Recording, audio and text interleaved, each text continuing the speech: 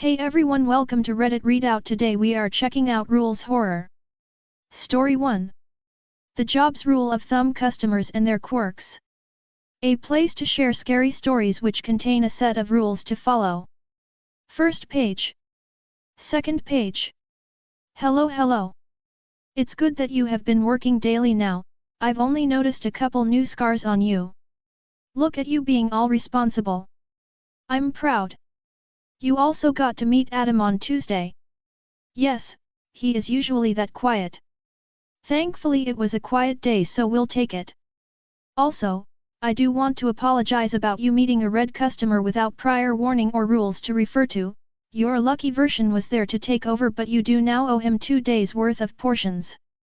Keep that in mind. To business, then. This will be all about telling you about customers that we will deal with during our day shift. I have heard that there are different customers that night shift deals with that we don't. So if you switch shifts I won't have information on them. Sorry. 1. First are the unawares. Simply put, they are actual people that don't know about our predicament. They can see the scars, but don't point them out. They can see all of the fucked up things that happen here, but don't acknowledge them. Ignorance is bliss and all that. Treat them like real people. Help them find stuff. Whatever you do, don't tell them about what is happening here or about any strange shit. This will change them into one of 2 types of awares. 1b, the aware assistance is what happens when an unaware becomes aware and tries to help us. They will talk to us when a supervisor is around to make us look busy, point out misplaced items and possible sharp objects. They're a boon to have. 1c, the aware hindrance is what happens when an unaware becomes aware and doesn't try to help us. That may not sound too bad, but something about knowing allows this place to seep into their minds. Eventually they will start fucking with us to make our live worse. I've seen set rat traps by our supplies, I've seen false reports on our guys to get us in trouble. Once I even saw one squat and shit on the floor. Not the most fun of customers, but definitely not the worst. 1d, there is no way to tell the difference between any of these 3. Other than remembering their face, understanding their mannerisms, or an employee telling you about one specifically. We also won't know if they become an assistance or hindrance after becoming aware. That is why we don't risk it. Take what we got, instead of adding more nails to the bat. 2. The dirty ones. I touched on these ones in my last page. These are the more feral customers that we get, and I'm like 90% sure they aren't real people. They are mostly found in aisles 2, 16, 22, 32, and 96. Though if you are infected with their pheromone they will come to you in every aisle except 13, 26, 42, and 43. The only exception to these is if a supervisor has their eye on you, in which you will be left alone by the dirty ones entirely. 3. The dyed. These customers are incredibly easy to notice, as they always have dyed hair. They will find an employee and bitch at them relentlessly, finding any reason to complain. Which is incredibly easy here, as long as they don't ask for our supervisor, you'll be fine. 3b, under the unfortunate circumstance they do ask for the supervisor, one of 2 things will happen. Either the supervisor will appear out of nowhere and your fate of punishment is sealed, or they won't. This will usually happen because they have their eye on someone else or are currently punishing someone else. If they don't immediately appear, tell them that the supervisor is out. They will strike you. As long as you don't strike back they'll leave you alone from there. 4. The impatient. All of the impatient look exactly the same. An old coot with a white, horseshoe hairstyle. They always wear cargo shorts with oil stains on the front and a white wife beater. They also have terrible scoliosis, as in you can see their spine sticking out of their back like the plates of a stegosaurus. If you see an impatient, help them immediately. They are called impatient for a reason. If they ask for help finding something you take them to it, if you can't find it ask any employee. Excluding Micah, he'll throw you off the path. Don't be afraid to ask the supervisor either. Asking for help with a customer isn't punishment worthy. 4b, if an impatient starts to get impatient, get an employee to tell the cashiers so they are prepared. We have one cashier you might have seen, a huge scar on the right side of her face and milky white right eye. Her name is Victoria and she got a credit card to the face from an impatient, and it was enough to kill her. We work as one team, communication is important. 4C, if an impatient loses his cool around you, apologize to your fellow employees the next day, they had to clean you up. 5.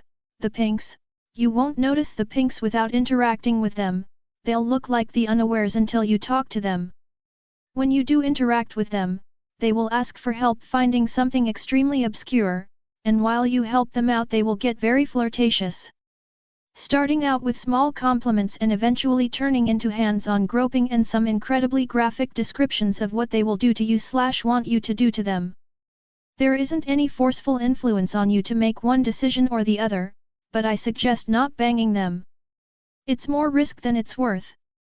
5B, if you do decide to do the dirty, I would prefer you didn't, but it's better to be prepared than to do something stupid, so here is a few pieces of advice. Do it somewhere quiet, I suggest aisle 100 and beyond. Usually customers don't want to walk that far, and without customers employees don't venture that far out. The supervisor will poke their head over there every once in a while, so still stay alert. We recently started selling mattresses in aisle 236, so if you are willing to walk that far, more power to y'all. 5C, the experience won't be godlike, it's not a succubus or incubus. It's one step above humans. If you're lucky it'll be good, if you're unlucky it'll suck, otherwise it'll be okay. Don't expect or ask for better, you get what you get, and being rude to them will probably make them ask for a supervisor. Refer to 3B. 5D, you're gonna be lethargic for the rest of work, the employees won't judge your choice, they've made it too. But they won't pick up your workload, you made the decision yourself. 5E, you've likely picked up an STD from the experience because we don't sell protection. Don't worry, it'll heal itself after your next punishment. 6. The Reds, you've met with one before.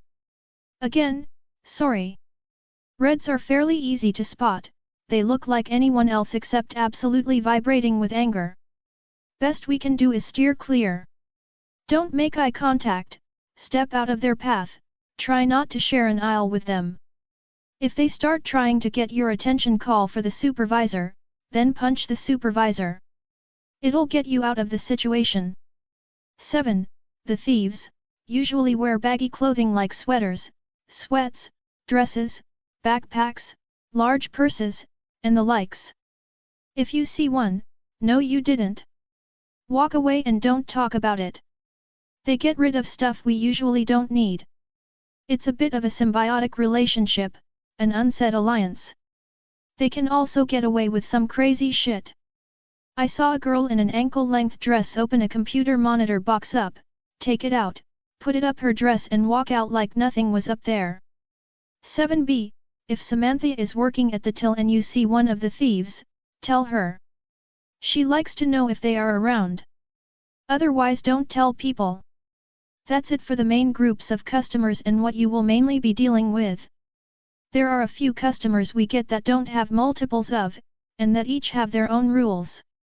One universal rule for all of them, however, is that they will remember you, so treat them like royalty. Golden rule and all that. 8. First is Soren, nicknamed Slim. You'll pick him out very quickly when you see him, standing about 10'7" while crouching. Long, black hair that he keeps very clean, and a lot of joints. He has to have at least 7 elbows per arm. When he stands upright he looks like a regular guy, but really tall and really thin. He is a ghostly pale and you can see the skin clinging to his bones. He is healthy, however. According to himself, whenever he moves you hear a lot of cracking, like when you crack your knuckles or pop your neck, but constantly. He's got an Australian accent and isn't afraid to swear. He's honestly a sweetheart. If you find Slim in an aisle, feel free to talk to him. If he is in an aisle with one of the Reds, ask him to change aisles to not disturb customers with your conversation. 8B, A couple rules for Slim: don't use an Australian accent around him. He finds it offensive. The exception is if you hail from Australia and remember both the accent and the lingo. 8c. You can ask him to help out with some of your work, but make sure it's all up high. If it's an easy reach of you, don't ask. 8d. If he is holding a basket filled with items, don't ask for help. He is there to shop that day, not help. 8e. Chat to Slim like he is a normal guy. Introduce yourself, ask his name, where's he from. Don't make. Story 2. If a hand jumps on your face, don't be afraid. The Tress Family Sleepover Rules. A place to share scary stories which contain a set of rules to follow. Looks like you came to my sleepover.